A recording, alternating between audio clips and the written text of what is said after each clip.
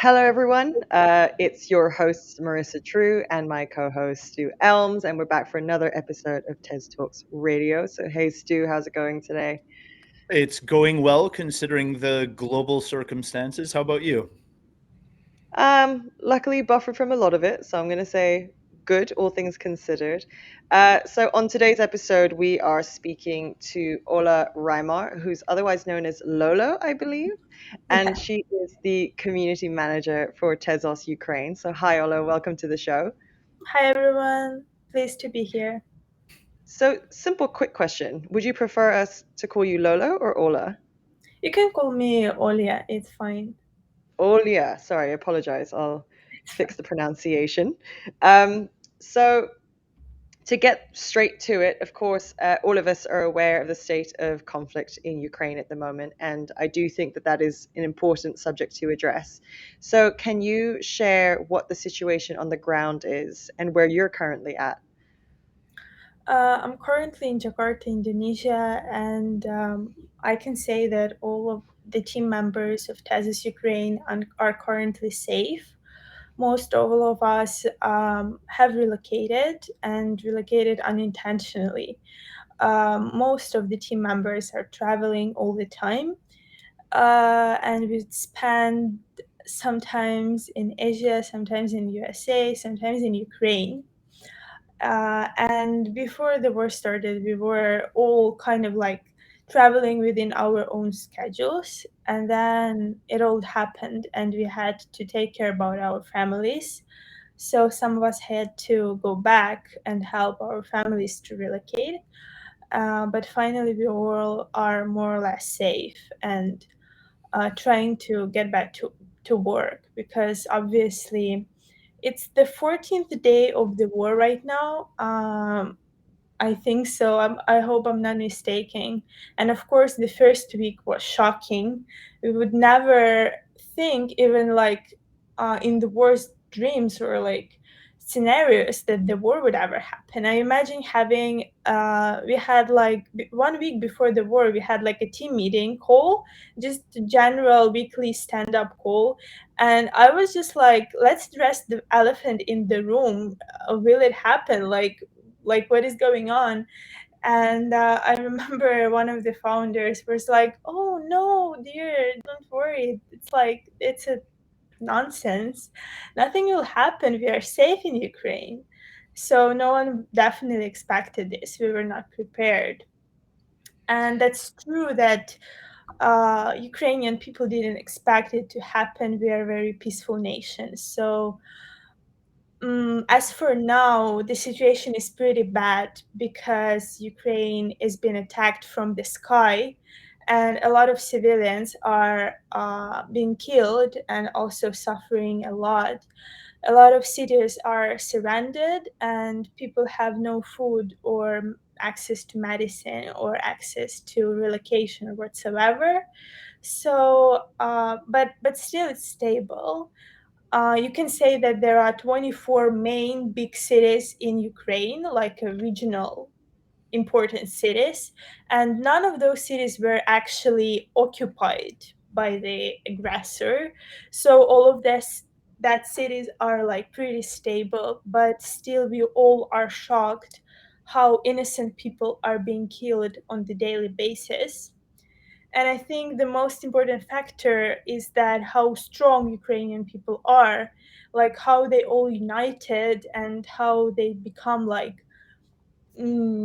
so connected to each other. I mean, volunteering organizations and everything that is happening. Speaking for myself, we would always consider ourselves to be global. Like we would, from the Tezos Ukraine, we would have a community like communicating in Ukrainian, Russian, and English, and we would always like write articles for the blog in 3 languages, and we would never be like political or very strong patriotical or anything. We would never make such statements or whatsoever, and we will always position ourselves as kind of like non-profit organizations that mostly promote Tezos blockchain, and we would like to promote it globally, like do whatever we can, but especially in our countries, right? But even for us, the fact that innocent people were dying was so shocking, and that our home was under attack, like it was a strong point to make, and that's why we started the whole initiative and everything, because that's the whole other experience when you see your kindergarten where Mhm. you went as a child being literally destroyed, and that's like um, it cannot Yeah. be in any words explained. I mean, first of all, I'm very glad to hear that everyone in the Tezos Ukraine team is safe. And unfortunately, they are extremely heavy circumstances, and it's understandable to see how essentially you are forced to take a stance when under attack.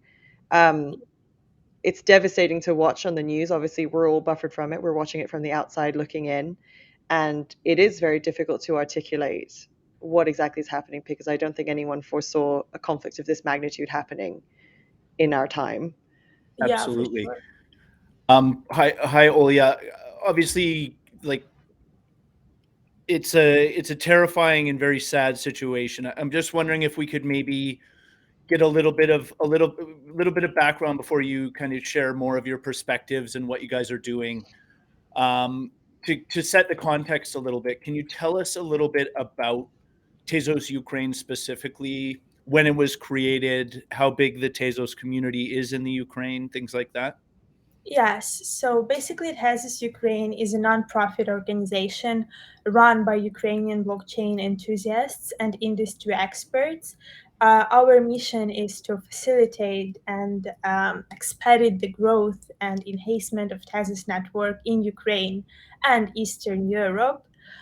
It was created in 2014 or 15, if I'm not mistaken. And initially, it was like a very small organization of a few people there. But with years, it grew much, much more. And that's when I joined the team. As for now, our community encompass more than 5,000 people in all social networks connected together. And we held hackathons. We do like workshops, educational courses for all the blockchain enthusiasts to learn about Tezos and learn how to use it while developing the technology. So, in total, we held 3 hackathons, and the recent one that we didn't have a chance to finish, it actually had more than 1,000 participants and more than 100 teams in it, which makes it like huge in general. And our community of Tezos Ukraine is a very, very international, I would say, because it's all Eastern country residents in there. Mhm. But initially, the team of Tezos Ukraine is Ukrainians. Yeah, I think that's basically in a nutshell what we do Okay. and what our basic principles are. And it's also important to mention and underline that uh, we are supporting Tezos network, and we are trying to facilitate it in Eastern Europe.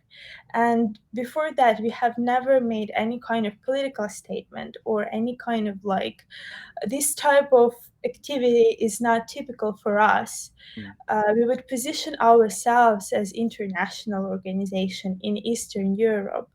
However, we were forced to step into it. We were forced to do something because it's kind of a situation where any human being is involved, and this situation is kind of threatened the whole world. That's why we were forced to become more active in this sphere right now. Well, obviously things have escalated very, very quickly. Yeah. How has that impacted your team and your ability to do the things that Tezos Ukraine does? So actually, before that, we had a pretty tight schedule. Like before the war started, and usually we have a pretty tight schedule because we have Tezos Ukraine blog that has weekly updates, and our materials are always very comprehensive, very educational and detailed. We write different articles starting from the general news from the network and going into some kind of analytical or educational articles. So we try to post like 2 times a week, and we are very busy with preparing those materials. And also we are establishing educational courses time to time, which involves like making video lessons, making instructions, and then holding workshops with experts and also with the specialists from the industry, and doing sometimes kind of small quizzes and competitions for the users. And then the huge thing is the hackathons, where we gather the teams from Eastern Europe, give them the task. This year it was 15 tasks, and then it's like this year it was the whole month of the hackathon, so we had a huge promotional campaign. And then for a month we worked with the teams. We had technical mentors and team mentors, and we provided constant assistance for the teams with their projects. So for a month they had a chance to develop really really advanced products that would even apply for Tezos Foundation grants. And Tezos Foundation is always very interested in our hackathons because the level of the teams is very high. So that's how we were very busy. And the last month before the war started was so intense because we were organizing the hackathon and we were working with the teams, and we saw amazing progress from the teams, and we had a lot of interest. From the previous hackathons, actually, the winners of our previous hackathons actually launched such projects as Temple Wallet or QuickSwap or Tezos Mandalas projects. And all those projects this time were involved as sponsors and mentors. Each project from the network, the most successful one, provided a challenge for our hackathon. And then they were so interested in like working with teams, headhunting teams, talking with them, and we were constantly organizing that.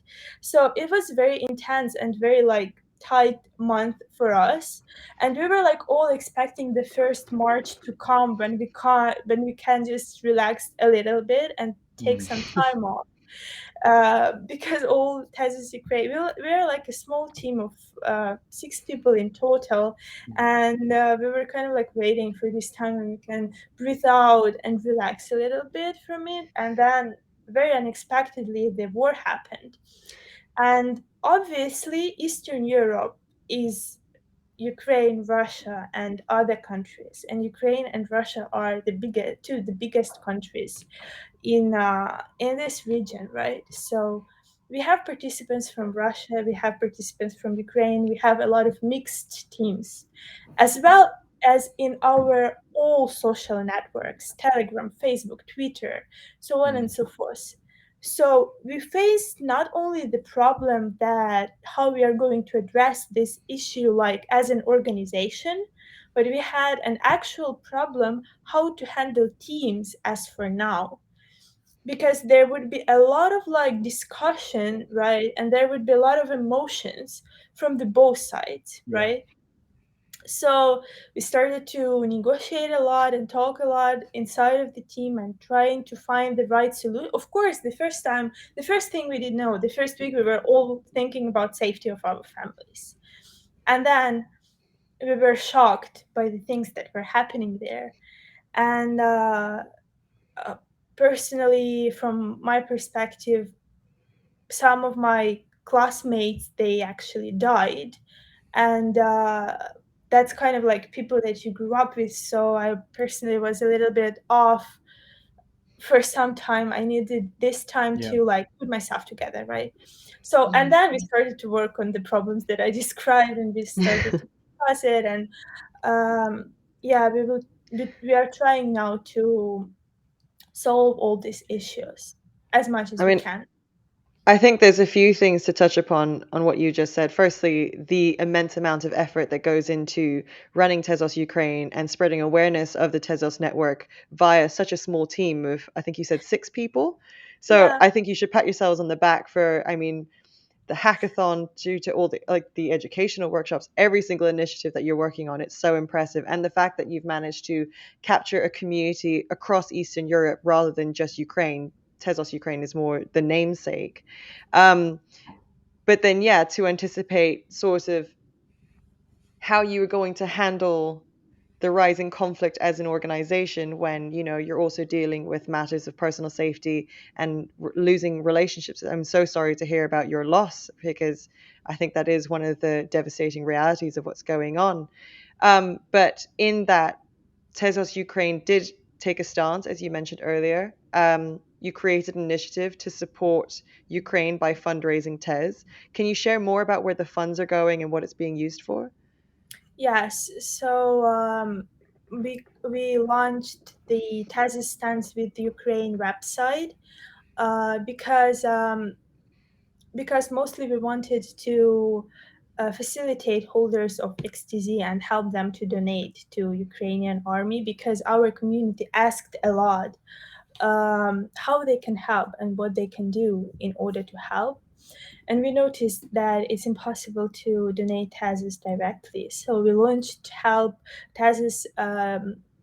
Tezos Stands with Ukraine website, where holders of XTZ can actually help and donate Tezos to Comeback Alive Foundation. So, what is Comeback Alive Foundation? It's the biggest Ukrainian foundation helping Ukrainian army and just Ukraine in general to resist the invasion. And it was firstly formed in 2014 when Russia first invaded Ukraine. And through this organization, Ukrainians already donated more than like 15 million to the foundation. And this foundation proved itself to be very reliable because they always post receipts and all the reports. So since 2013, we had the chance to monitor their work and make sure that money goes to the right way. Mhm. So Mhm. 80% of the donations are going there, and then 20% are spread because there is a Ukrainian army, the army itself that is fighting. And I'm sorry if I'm mistaken, because I'm not an expert in military art or any kind of military activities, but there is like an army, but there is like forces that were formed to protect each big city, because Ukraine is a huge country, right? So there is 24 biggest cities, and there would be like forces. For example, the that cannot join the army, they cannot join the army, they didn't go to the army, so they cannot join. And they form kind of like organization uh, with the government forms this thing to protect the city itself, right? To protect the city. So the rest 20% goes there. And we have been mostly helping these forces for Odessa city, because we kind of all have relation to this city, Tezos Ukraine. So, and there is a lot of like cultural monuments there, a lot of like inheritance in terms of architecture. So we are spreading 20% among different like smaller organizations, or where we see that we can help. Because as you said, we have a lot of like personal, I mean personal connection to the like some city or particular organization. For example, the um, you know that a lot of hospitals were attacked, so we would help the hospital or help Mm. the volunteers. Yeah. And basically we are accepting XTZ, but we are also accepting, like, we are sharing the whole on our website, Fundraiser website. We are not just encouraging people to donate XTZ or only through our website. If you have Bitcoin or other cryptocurrencies, Ukrainian army accepted directly as well, so you can find all those requisites and addresses and everything on our website as well. Our initiative is not about um, it's not about making us like kind of popular or show off our work. We just try to spread information as much as we can Mm. inside of the community, because at the end of the day, the basic principles of Tezos community or any blockchain, that would be like decentralization, transparency, and just like the basic human rights to be independent, to make his or her own choices, right? If you try to make it as simple as possible and dive into the core of the question.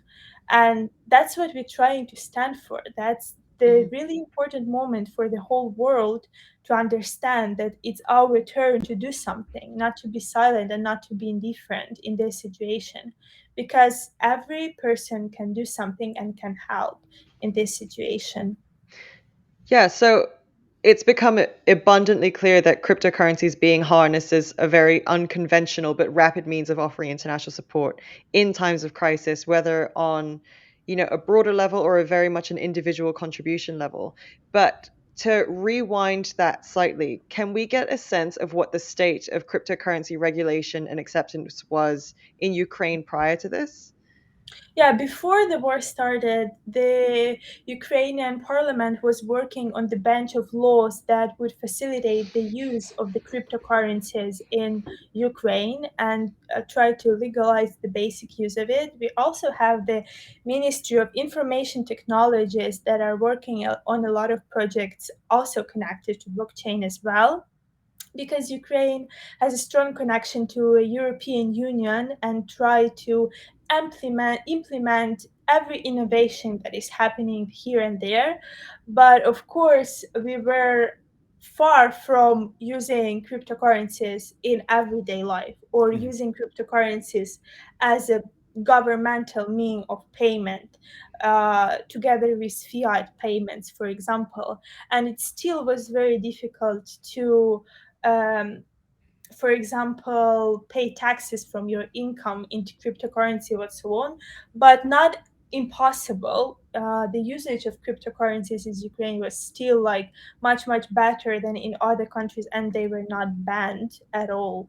They were not like considered illegal. However, their status were a little bit vague.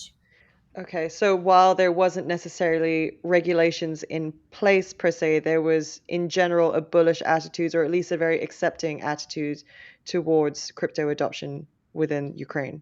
Yes, that's true. And you have to Okay. understand that there was war happening since 2014 in Ukraine. So there was a lot of burning issues to solve while trying to uh, keep up with innovations, right? Of But course. Ukraine has always been very innovative country and also very liberative, I would say, country with a lot of democracy principles in it. So people were more or less like free to use cryptocurrencies in their daily life, if it's possible to say so. But after the war started, of course, the Ukrainian government figured out that a lot of people would like to help Ukrainian army with cryptocurrency as Mm. well. So they started to accept it directly. The national bank opened an account and so on, which I think is a very nice thing, because a lot of users can actually donate without getting hryvnias or dollars or anything, and just with their wallet. It's certainly an interesting development, right? Yeah. Now, I've seen some estimates as much as $100 million has been raised so far in support of Ukraine. What are you hearing about the impacts that these donations are having in the Ukraine itself?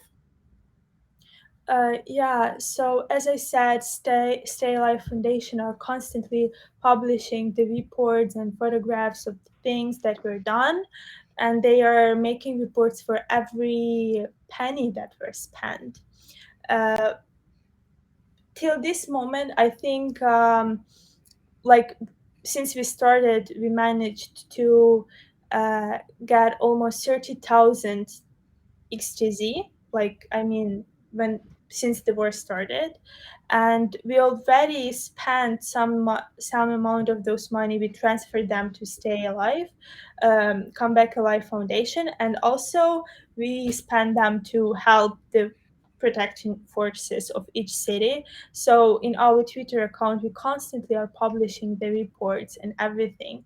But just to say about the effect, as you asked, it's very important for people who are there in Ukraine, I mean, especially soldiers, to see that they are valued and they are taken care of, and people don't forget about them. Like, people do care.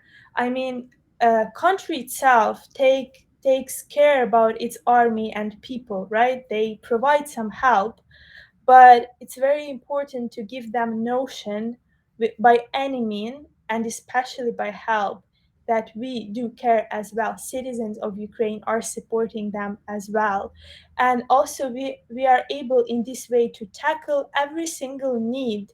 Like, we are able, volunteers, such volunteer organizations, they are able to communicate with, for example, each division of the army, and to identify their specific needs, like what exact medicine do you need, Mm. what exact armor do you need for protection, and then deliver it specifically. So that is very much helpful, uh, together with the governmental support as well, Yeah. but it's not so, like, specific as Yeah. ours. Well, it's interesting to hear that, because a lot of the news that we've been hearing about this has been sort of focused on the purchasing of weapons and defensive materials. CoinDesk, I believe, referred to it as the weaponizing of crypto. But No, yeah. what other causes? It's good to hear the other causes and the other ways that this money is being spent, right? Because just because it's going to an army doesn't mean that it's being all No, of spent on course. weapons. There's a lot of things that require funding, right? Yeah, and mostly we are providing the humanitarian help, is like food and medicine and like warm clothes Mm. or stuff. For example, for Odessa, our city, we were just buying food, the basic things that they need.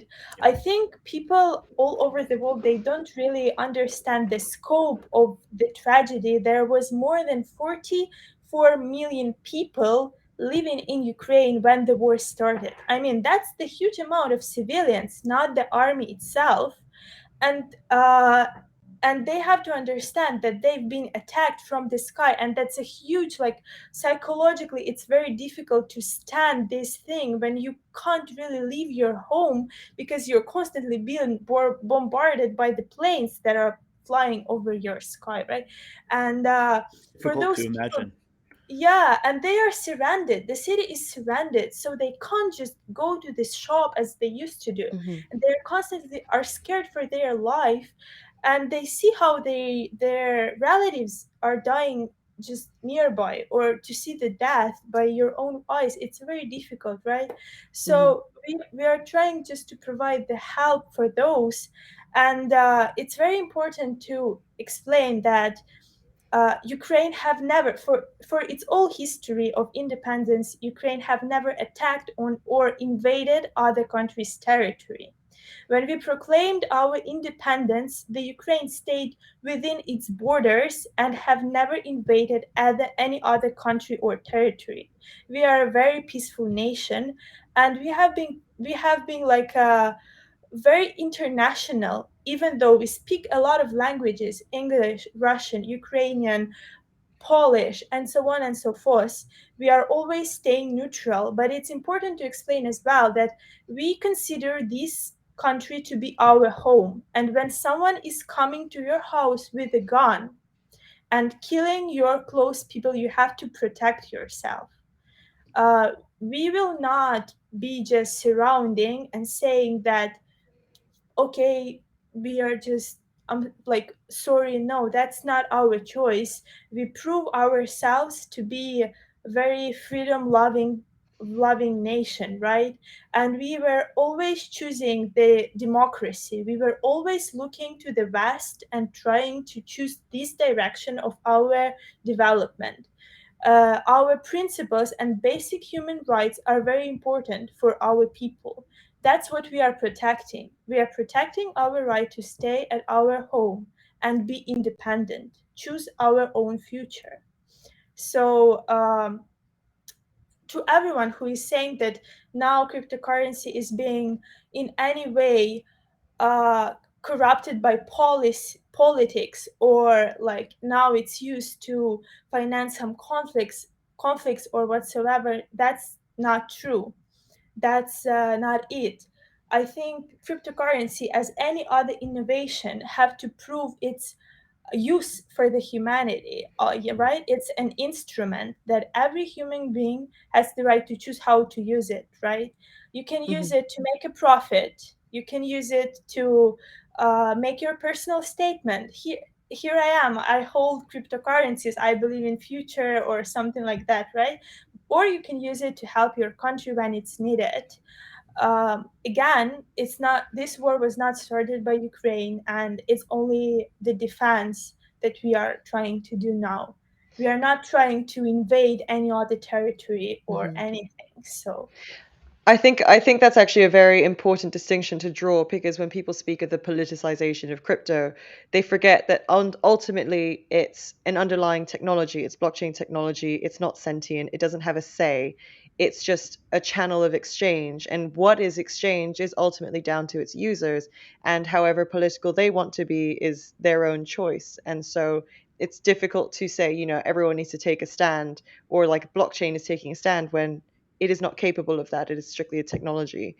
yeah, Um, I do also think that you emphasized a great thing where you were saying that supporting military efforts don't just go to the weaponization of a side. It goes much more to the the resilience and like the survival of these groups, and making sure that they have enough resources to provide aid, to provide food and shelter to those who may have lost their homes or are in particular danger, especially more vulnerable populations, the elderly, children as well. And so I think it's important that people realize that, one, that they know what they're funding. Everyone needs full transparency of knowing where their money's going yeah. towards.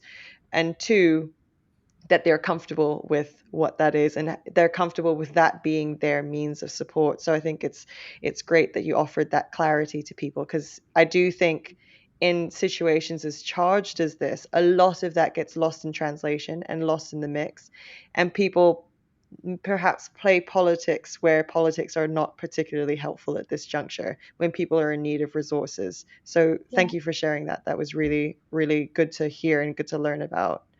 I think it's really important to mention here uh, is to ask for patience for Tez community or any people who are listening to us and are not Ukrainians. If you have been reached out by Ukrainian, or if you see some aggressive comments or messages from Ukrainian people, I ask you to be patient and understanding towards them, because right now they are going through something that they would never expect they would go through. They see how their family is dying, they are scared for their lives, and that's like the reaction of their body that they cannot actually control, the emotions that they cannot actually control. So please be understanding, because you can be the smartest person ever. I see the teams from the hackathon, like the smartest people with such an experience that they can do like amazing projects and be so like thankful and everything. But when it happened and they had to run for their life, they see how their house have been destroyed, it completely changed them, and Mhm. they become a little bit more aggressive. But we have to be understanding and patient right now, because in Ukraine, the great part of Ukrainian population is like IT specialists working for international companies, or like scientists or whatsoever. In our country, a very high rate of like people who are involved in intelligent professions, right? That is why a lot of them, when a lot of them started to speak up, the world was like, wow, that's a lot of news, a lot of voices out there, like even in the Mm. community, even like our organization, a lot of people were like, wow, so you are Ukrainians? And I mean, what? And I was like, that's our name, Tezos Ukraine. But they were like, from just from the way we were like position ourselves and how neutral we used to be, they couldn't say, right? But when we started to speak up, they were like, oh my god, we are not ready for this, we are not ready to hear this. And that's totally understandable. You can just step back, but please be understandable, because it's a really, really difficult situation. And Of course it um, is. It's and the most difficult situation any of us can really think of, right? Now, yeah, I'm curious for you being where you are and doing what you're doing. Like you're obviously in a very a more fortunate position than most in that you're able to continue working and earning a living. Um, what is this experience for you like right now, watching this all unfold from afar? it's like a living in a nightmare, to be honest. uh, Honestly, as a community manager, as you mentioned, I have to be very, very patient and positive all the time, and that's how community knows me, like as someone very patient, positive, and as someone who would be like the most joyful person in the room, in any room. And I would always aim to talk and organize and try to have the conversation. And then when you kind of like see all this happening on your computer, and your brother is calling you crying, and but at the same time you are safe, you feel such a guilt. Mm, I mhm. mean, you feel this incredible guilt for being safe, for being able to sleep in your own bed instead of going to the bomb shelter. Yeah. And uh, and this feeling is eating you from the inside, I would say.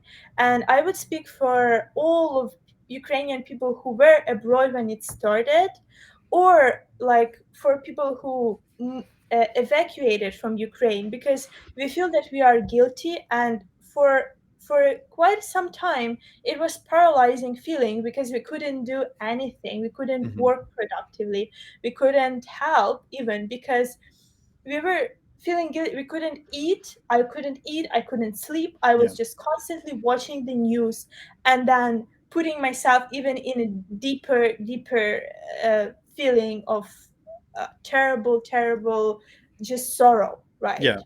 But Mhm. And you've been able to sort of put use that in a proactive way to put this initiative in place yeah, and yeah. get some money flowing into the country to help with this stuff. Um, we if somebody wanted to contribute, how would they go about doing that? Yeah, please visit the website donate.tezos.org.ua, or join any our community on Telegram, Tezos Ukraine, or on Facebook, Tezos Ukraine, or on Twitter. We have all the links there, and we have the very, very detailed instruction on how to use or like how to go to the website. And it's very simple. And also to mention the Madfish Solutions, with whom we partner up together to make this solution possible, because it's very, very easy website, very easy to figure out. So yeah, just join our community if you want to. And yeah, you can help. And it's important to say thank you to all of the members who already donated. I mean, we did a great job, guys, and thank you for all of your support. We see all the messages. I mean, we have the massive, massive income of foreigners to our communities expressing their love and support to Ukraine, and we are very grateful. We are very grateful for every help. You can donate the smallest amount, but you will be sure that this money will be used, this currency will be used for the good sake. So we see that all. Sometimes we are not able to respond to everyone, but you have to know that we are very grateful. I mean, you said it before, but you really are a great community manager in spinning the positive. That was an excellent message to hear. And in that positive and optimistic vein, I think the last question that we have before we round this conversation down is, what are you excited about in terms of the future for Tezos Ukraine? Like, what is the thing, what is the work or the project that you really hope to get back to as soon as you can? And what is your goal there? Right now, our first priority is to win this war, to protect our country, and to go back home to hug our families. That's what we all are concentrated on. And we get inspired by those people. You have to know that people in Ukraine are so cheerful and joyful. And that's where we get our inspiration. So that's our goal number one, is to protect our country.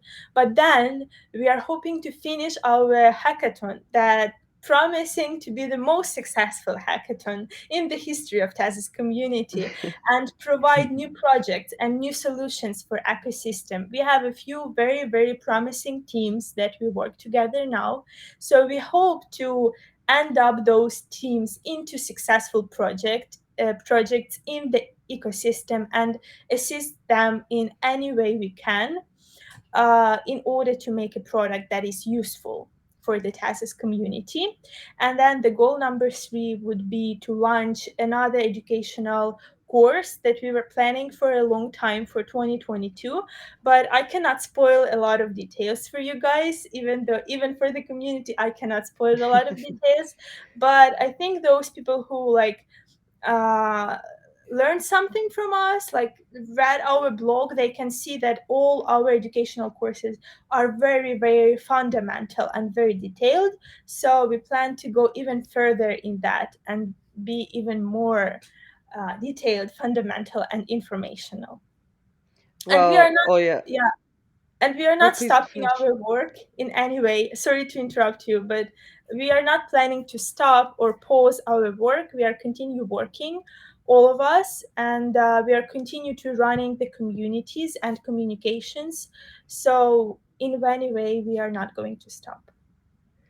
Well, I mean, your enthusiasm is genuinely infectious, and it's so exciting to hear about your commitment to all of these future projects and like the completion of the hackathon.